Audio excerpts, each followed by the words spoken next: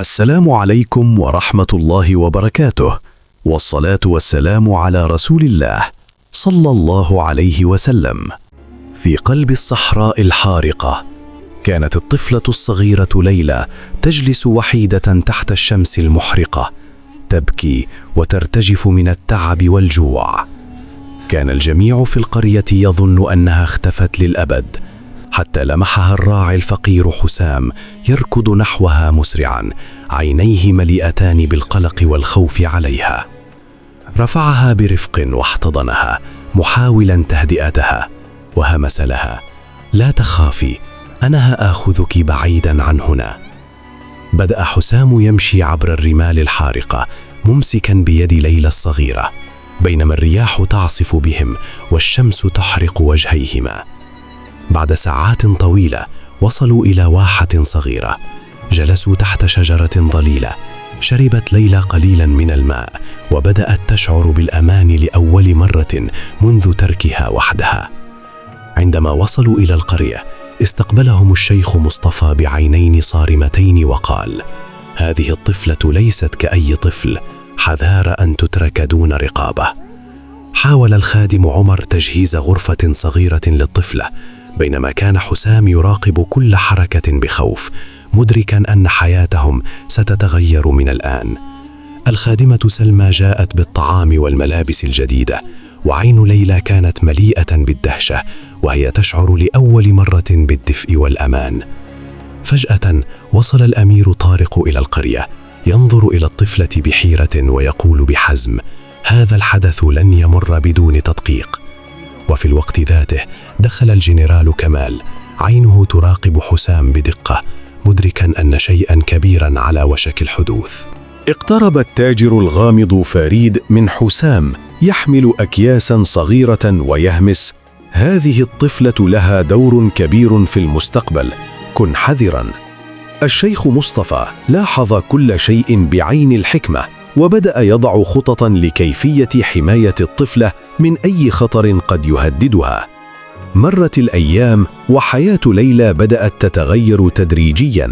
تعلمت كيف تتعامل مع القرية وأهلها، وعرفت أن لديها حماة مثل حسام وسلمى، لكن الأسرار المحيطة بها كانت تزداد تعقيدا مع كل يوم يمر. الأمير طارق كان يراقبها دائما، يحاول معرفة السبب الحقيقي لوصولها وكيف يمكن أن يؤثر على مملكة القرية، بينما الجنرال كمال والتاجر فريد كانوا يتبادلون نظرات مشحونة بالتوتر. يدرك كل منهم أن الطفلة تحمل مفتاح أسرار كبيرة قد تهز ممالكهم وخفايا السلطة. في ليلة مظلمة شعرت ليلى بالخوف من أصوات غريبة تأتي من الأطراف البعيدة للقرية، لكنها شعرت بطمأنينة بوجود حسام إلى جانبها، وعيناه تراقبان كل حركة. الشيخ مصطفى جمع كبار القرية وأوضح لهم أن حماية الطفلة ليست فقط واجبا أخلاقيا، بل أيضا حماية لمصير القرية بأكملها. مرت الأيام وتعلمت ليلى أشياء جديدة عن نفسها وعن العالم المحيط بها. استمرت الصراعات الخفية بين الأمير طارق والجنرال كمال والتاجر فريد، كل منهم يسعى لاستغلال الطفلة لتحقيق مصالحه الخاصة. ومع ذلك كان حسام وسلمى دائما بجانبها، يحمونها ويعلمونها كيف تكون قوية. وفي أحد الأيام حدث ما لم يكن متوقعا، إذ اكتشف الجميع سرا قديما حول الطفلة، سرا سيغير مصير القرية بأكملها، ويدخل كل من الأمير طارق والجنرال كمال والتاجر فريد في مواجهة مباشرة مع المصير الذي لم يكونوا مستعدين له. مع التوتر والاختبارات أثبتت ليلى أنها ليست مجرد طفلة ضعيفة، بل كانت رمزا للأمل والشجاعة وسط الصراعات والمصاعب. مع مرور الوقت أصبح الجميع في القرية يعرف أن حياتهم تغيرت بسبب وصول ليلى، وأن القرية لم تعد كما كانت قبل أن تظهر هذه الطفلة الصغيرة، وأن كل قرار وكل خطوة الآن مرتبطة بما حدث منذ أن وجدها حسام في قلب الصحراء الحارقة، لتصبح بداية قصة ستروى للأجيال القادمة. مع مرور الأيام بدأت ليلى تكتسب الثقة في نفسها. لم تعد مجرد طفلة ضعيفة تبحث عن الأمان، بل بدأت تراقب من حولها بعينين فضوليتين تحاول فهم الأسرار التي كانت تحيط بها. حسام كان دائما بجانبها يعلمها كيف تقرر وتفكر، بينما سلمى كانت تشرح لها عن حياة القرية وعن مهام الناس وأدوارهم. الشيخ مصطفى بدأ يشعر بالاطمئنان تدريجياً، لكنه لم يتوقف عن مراقبة الأمور من بعيد. يعلم أن مستقبل القرية مرتبط بسلامة الطفلة. أما الأمير طارق فقد بدأ يشعر بمزيج من القلق والفضول، محاولاً فهم سبب وصولها الغامض وعلاقته بخطته الخاصة بالمملكة. الجنرال كمال لم يخفي إحساسه بالخطر، وكل خطوة يقوم بها كانت محسوبة، فهو لا يثق بسهولة، ويعلم أن الأحداث الأخيرة قد تفتح ثغرات كبيرة في سيطرته على القرية. التاجر فريد ظل يتنقل بين الزوايا المظلمة، يحمل معلومات غير معروفة لأحد، كأنه يعرف شيئاً عن مصير ليلى لم يكن أحد يعلم به.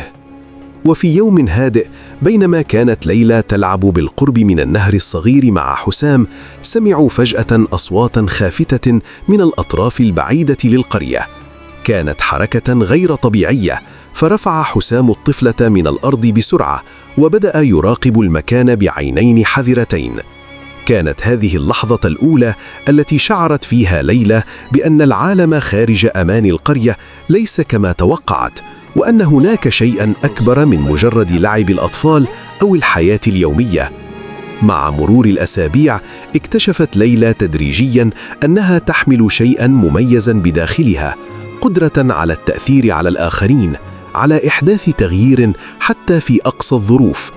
أصبح الأطفال والكبار في القرية ينظرون إليها بعين التقدير والدهشة، فهي لم تعد مجرد طفلة ضائعة، بل أصبحت رمز الأمل والشجاعة.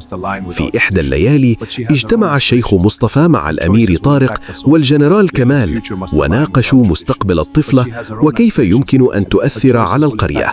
لم يكن أحد يعرف ماذا سيحدث بعد ذلك، لكن كان واضحاً أن أي تصرف خاطئ قد يؤدي إلى كارثة كبيرة. أما حسام وسلمى فقد كانا يقفان على أطراف المجلس، يراقبان الوضع بقلق وحذر، مستعدين للتدخل لحماية ليلى مهما كانت الظروف. وبينما كانت الرياح تهب على القرية في صباح جديد، شعرت ليلى بأن كل يوم يجلب معها تحدياً جديداً، لكنها لم تعد خائفة. كانت تعلم أن معها من يحمينها، وأنها الآن جزء من قصة أكبر بكثير من طفولتها، قصة ستغير حياة كل من يعرفها، وستظل ذكراها محفورة في تاريخ القرية إلى الأبد. مرت الأيام، وبدأت ليلى تشعر بقوة داخلية لم تعرفها من قبل. كانت تساعد الآخرين في القرية بطرق بسيطة، فتذهب مع سلمى لجلب الماء والطعام، وتجلس مع الأطفال لتعلمهم بعض الحروف والكلمات. بدأ الجميع يلاحظ تغيرها، لم تعد مجرد طفلة ضعيفة، بل أصبحت مصدر أمل وفضول لكل من حولها. حسام لم يفارقها لحظة، يراقبها ويحميها من أي خطر محتمل.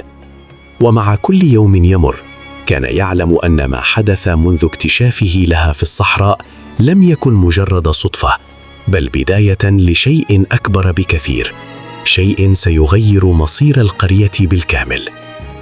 الأمير طارق لم يترك فرصة لمراقبتها، يحاول فهم سبب وصولها وكيف يمكن أن تؤثر على سلطته ونفوذه. أما الجنرال كمال فكان يحسب كل خطوة، ويبحث عن أي ثغرة قد يستغلها لمصلحته. والتاجر الغامض فريد ظل يتجول في أركان القرية، يحمل معلومات سرية، وكأنه يعرف ما سيحدث في المستقبل قبل الآخرين. في ليلة مظلمة اجتمعت الشخصيات الكبرى في القرية: الشيخ مصطفى، الأمير طارق، الجنرال كمال، والتاجر فريد، لمناقشة مستقبل ليلى وكيفية حماية القرية من أي تهديد. كان الاجتماع متوتراً، وكل منهم يحاول فرض رأيه، بينما حسام وسلمى يقفان على أطراف المجلس مستعدين لأي موقف يحتاجون فيه للدفاع عن الطفلة. في الصباح التالي خرجت ليلى إلى الفناء، نظرت حولها بفضول وحذر، وشعرت أن كل حركة وكل صوت في القرية أصبح مهماً، وعليها أن تتعلم بسرعة كيف تتعامل مع عالم مليء بالغموض والمخاطر. ومع مرور الوقت تعلمت كيف تواجه الصعاب، وكيف تستخدم ذكائها وبراعتها الصغيرة لإحداث فرق حقيقي في حياة من حولها. وبينما كانت الشمس تغرب في الأفق، أدركت ليلى أن حياتها لن تعود كما كانت قبل اكتشافها من قبل حسام.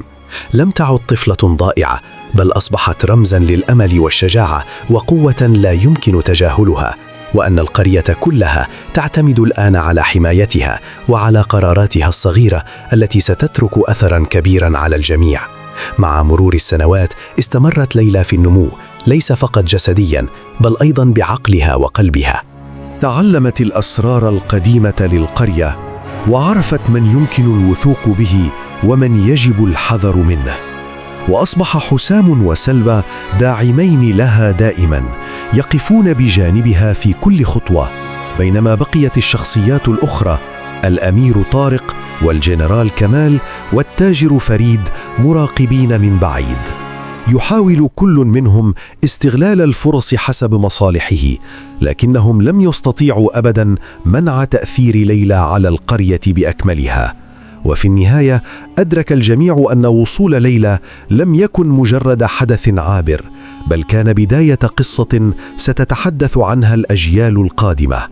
قصة الطفلة التي تركتها الصحراء، لكنها وجدت طريقها لتصبح القوة التي غيرت مصير قرية بأكملها، وعلمت الجميع معنى الشجاعة والأمل والوفاء في أوقات الخطر.